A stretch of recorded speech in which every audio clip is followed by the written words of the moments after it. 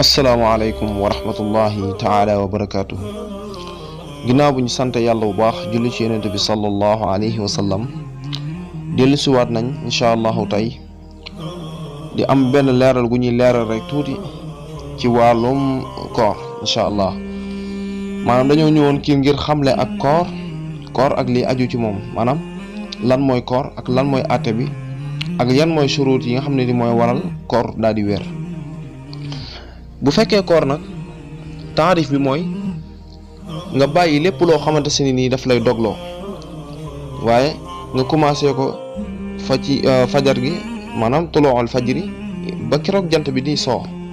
waaye loolu yëpp nag da nga koy def ngir def ci ab yéene, maanaam yéene ci jaamu yàlla gu mat sëkk. maanaam kon koor ci gàttal daal mooy bàyyi lépp loo xamante ne nii dalay dogloo, sori lépp loo xam wala fi yoo xam ne dalay dogloo, nga commencé ko ci jant ca xaruk fajar ga ba keroog jant bi di so incha allahu taala.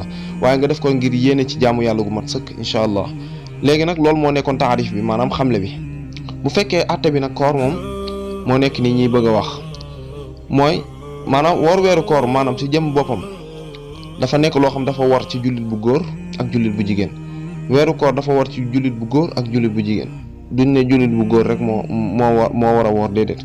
waaye ni mu waree ci jullit bu góor bi noonu la waree ci jullit bu jigéen bi. ndax yàlla wax ni yaa ayyuha allazina amanu kutiba alaykum as-siyaamu kama kutiba ala alladina min qablikum laallakum tattaquun.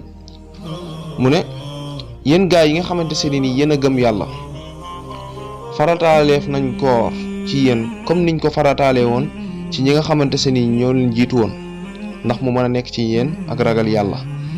kon aaya baa ngi noonu bi nga xam ne di mooy firndeel ne koor dafa war ci jullit bu góor ak jullit bu jigéen.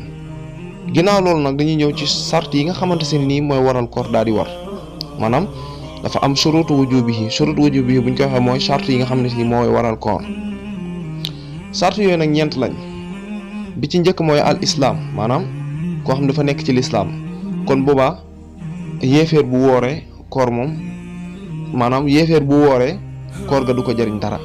waaw ñaareel bi mooy al buluux, buñ ko waxee mooy ku majeur, ku gént.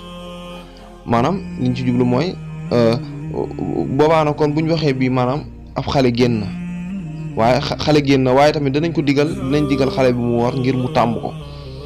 maanaam xale dafa am fu muy toll, il faut nga di ko jéemloo koor ndax bu màggee rek mën a wooral boppam. waaye am na fu muy toll am na yenn âge yu muy toll boo ko dul jàngal woor, bu màggee pour mu woor day nekk lu jafe ci moom. boobu moo nekkoon ñaareel bi incha allah. léegi ñu ñëw ci ñetteel bi mooy maanaam koo xam dafa am xel, al aqlu mooy ku am xel. kon boobaa moom ab dof koor da koy wàcc. kon buñ nee xel mooy ki nga xam ne si ni xàmmee na lu baax ak lu bon, waaye tamit mii ànd ak sagom ak xelam ba lépp loo xam ne def na ko rek dana xam lii lan la. waaye ab dof moom xam nga ne du mën a woor, kon dof génn na.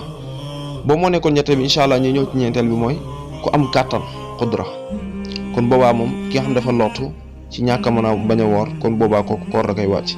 waaye waxuñ ki nga xam ne am na kàttan ba noppi mën a woor, waaye tamit di ci boole ay caaxaan. kon mbokk jullit yi li leen indiloon ci wàllum koor incha allahu taala, ñi leen ko doon indi di leen ko baaxee ci koor ak li nga xam ne moo aju ci moom. ñi indiloo leen ko doon leen ko may rek incha allah. wasalaamu aleykum wa rahmatullahi taala wa barakaatu.